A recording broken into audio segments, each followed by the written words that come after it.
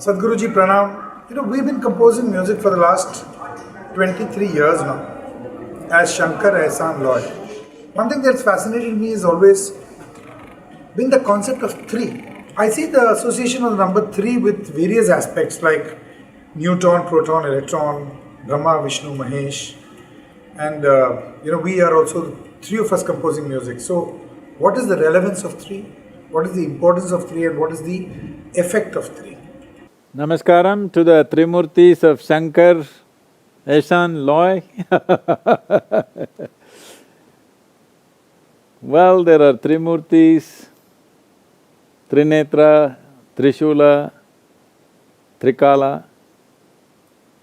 All these things are evolution of ideas from the fundamental experience of human life. All human experience is rooted in these three things. Our memory belongs to the past, which is called as the Bhutakala. Our experience always is Vartamana or the present, and our imagination and aspirations are always of the future, which is Bhavishya. So essentially, human experience of life happens between memory, experience and imagination. Based on this, many aspects which spring from these three experiences were crystallized in our culture as three: Trinetra, Trikala, Trishula, and all of and you guys, Trimurtis. So this fundamental needs to be understood, that all these three dimensions exist in Vartaman.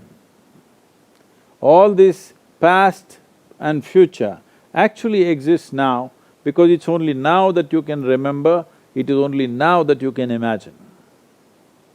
There's a whole lot of teaching going around in the world, particularly in United States, but I think it has also hit the western coast of India.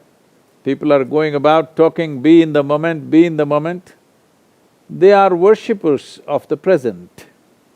But I do not understand why somebody is telling you to be in the moment, because you cannot be anywhere else. Where else can you be? Can somebody show me where else they can be other than be in the moment?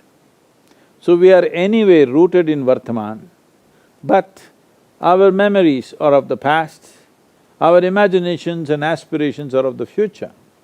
So essentially, people who worship only today, people who worship only the present, they are telling you just be in the moment, do not think about the past, do not think about the future.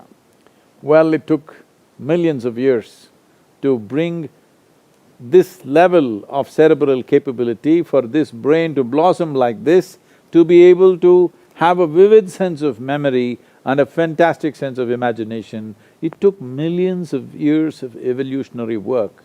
But today, somebody is telling you, let's junk all that and be like a earthworm. I have nothing against earthworm, it's a very eco-friendly creature, but all this evolutionary work that has happened upon us to bring us to this level of cerebral capability should not be surrendered to some simple philosophy. The reason why people are saying this is because the only two fundamentals of people's misery is just this: people can suffer what happened 10 years ago. People can suffer what may happen day after tomorrow already. This means they are not suffering life, they are suffering their memory and their imagination, two most fantastic faculties that a human being has. It is these two faculties of vivid sense of memory and a fantastic sense of imagination which sets us apart from every other creature.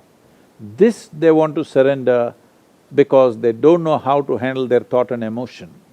If you could joyfully remember and with great exuberance and ecstasy imagine things, why would you want to surrender that?